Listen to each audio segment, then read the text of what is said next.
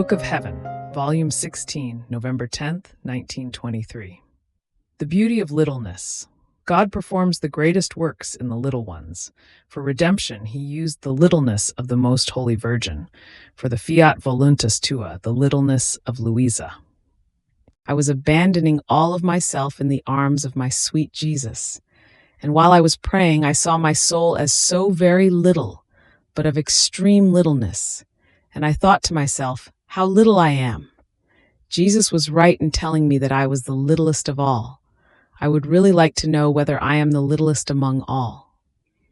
Now, while I was thinking this, my always lovable Jesus, moving in my interior, showed me how he took this little one in his arms and squeezed her tightly to his heart, and she would let Jesus do whatever he wanted with her.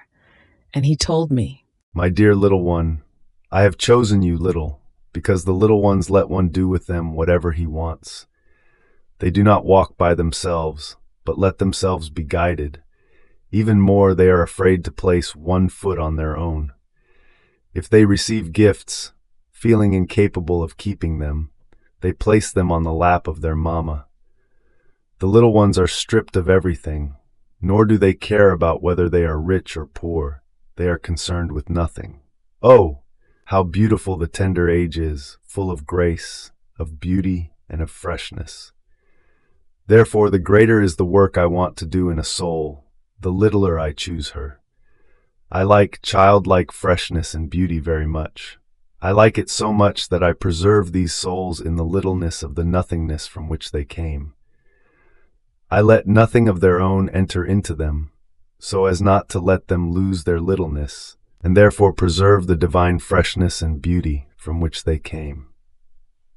On hearing this, I said, Jesus, my love, it seems to me that I am so very bad, and this is why I am so little, and you are saying that you love me very much because I am little?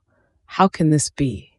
And Jesus again, "My little one, badness cannot enter the true little ones. Do you know when growth begins to enter? When one's own will begins to enter. As it enters, the creature begins to fill herself and to live of herself. The all goes out of the littleness of the creature, and it seems to her that her littleness becomes greater, but greatness to be cried over. Since God does not live completely in her, she moves away from her beginning, dishonors her origin, loses the light, the beauty, the sanctity, the freshness of her Creator. She seems to grow before herself and maybe before men, but before me, oh, how she decreases. She may even become great, but she will never be my beloved little one whom, taken by love for her, I fill with myself, that she may remain as I created her, and I make of her the greatest, whom no one will be able to equal. I did so with my celestial Mama. Among all generations she is the littlest, because her will never entered into her as acting, but always my eternal will. And this not only kept her little, beautiful, fresh as she had come out of us, but made her the greatest of all. Oh, how beautiful she was, little in herself, but great and superior to all by virtue of ourselves. And only because of her littleness was she lifted up to the height of mother of the one who formed her. So as you see, all the good of man is in doing my will. All the evil is in doing his own. Therefore, in order to come to redeem man, I chose my mother because she was little, and I used her as channel in order to let all the goods and fruits of redemption descend upon mankind. Now, so that my will might be known, and heaven might be opened to let my will descend upon earth and reign on it as it does in heaven, I had to choose another little one among all generations. Since this is the greatest work I want to do, to restore man in his origin, from which he came, to open to him that divine will which he rejected, to open my arms to him to receive him once again into the womb of my will. My infinite wisdom calls the littlest one out of nothing. It was just that she be little. If I placed a little one at the head of redemption, I had to place another little one at the head of the Fiat Voluntas Tua on earth as it is in heaven. Between two little ones, I was to enclose the purpose of the creation of man. I was to realize my designs upon him. Through one, I was to redeem him, wash him of his ugliness with my blood, and give him forgiveness. Through the other one, I was to make him return to his beginning, to his origin, to the lost nobility, to the bonds of my will broken by him, admitting him once again to the smile of my eternal will, kissing each other and live one within the other. This alone was the purpose of the creation of man, and what I have established no one will be able to oppose. Centuries upon centuries will go by, just as in redemption, so also in this. But man will return into my arms as he was created by me. But in order to do this, first I have to choose the one who must be the first to live life in my eternal will, bind in her all the relations of creation, and live with her with no split of wills. Rather, with her will and ours as one. From here the necessity that she be the littlest which we issue in creation, so that, in seeing herself as so little, she may shun her will. Even more, she may bind it so tightly to ours as to never do her will, and though little, she may live together with us, from the blowing of that breath with which we created man. Our will preserves her fresh and beautiful. She forms our smile, our amusement, and we do with her whatever we want. Oh, how happy she is! And enjoying her littleness and her happy destiny, she will cry for her brothers and will occupy herself with nothing else but compensating us, for all and for each one, of all the wrongs they do to us by withdrawing from our will. The tears of one who lives in our will be powerful, more so since she wants nothing but what we ourselves want. And after the first channel of redemption, through her, we will open the second one of the Fiat Voluntas Tua on earth as it is in heaven. On hearing this, I said, "My love and my all, tell me, who will this fortunate little one be? Oh, how I would like to know her." And he immediately, "What? Have you not understood who she is? It is you, my little one. I have told you many times that you are the little one, and this is why I love you."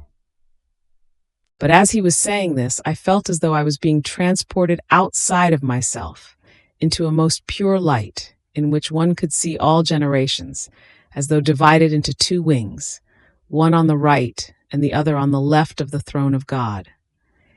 At the head of one wing there was the august Queen Mama, from whom descended all the goods of redemption. Oh, how beautiful was her littleness! Marvelous, prodigious littleness! Little and powerful, little and great, little and queen, little with everyone hanging upon her littleness, while she disposes of everything, rules over all, and only because she is little, she enfolds the Word within her littleness, making him descend from heaven to earth to let him die for love of men. At the head of the other wing, one could see another little one, and I say it trembling and to obey. She was the one whom Jesus had called his little daughter of the divine will.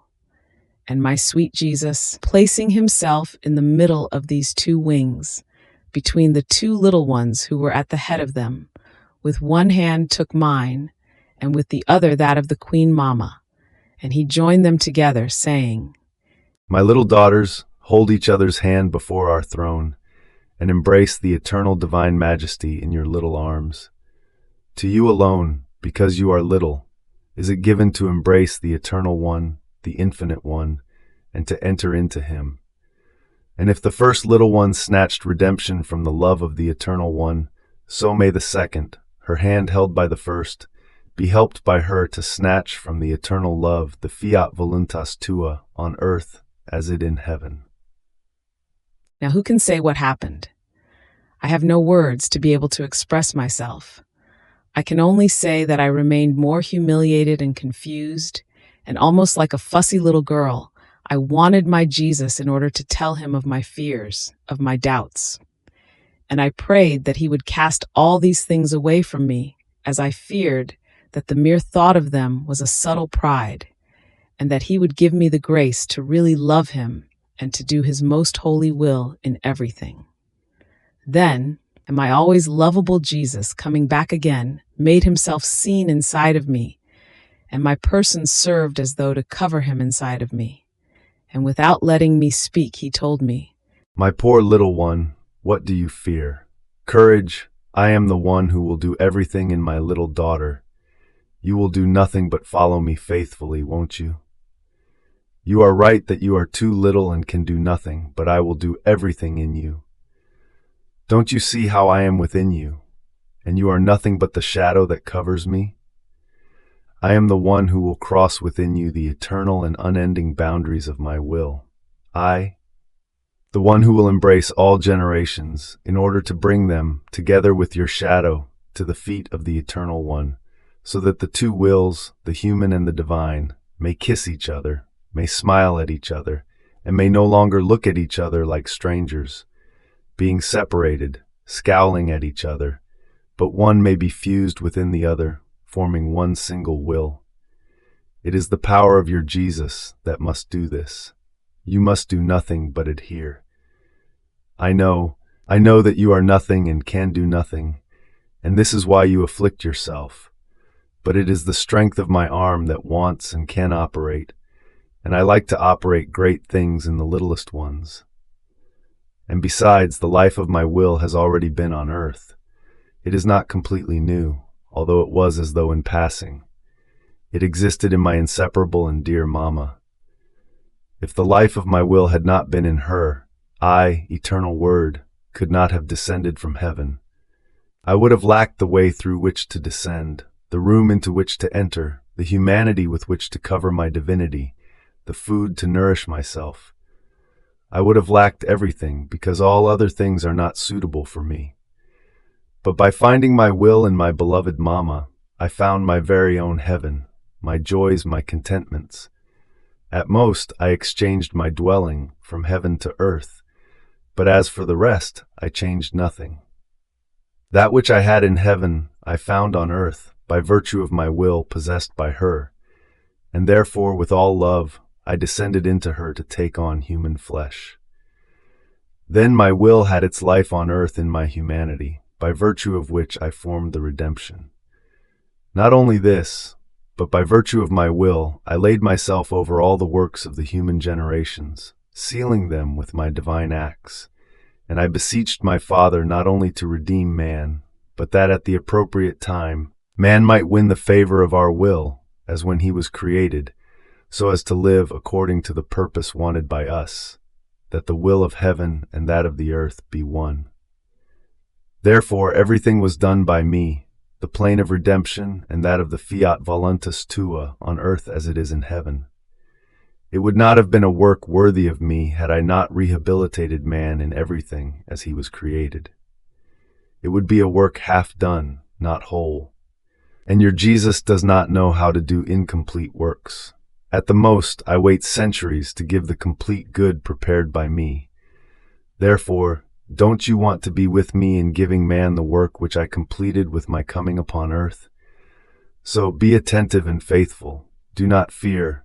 I will always keep you little so as to be able to complete more my designs upon you.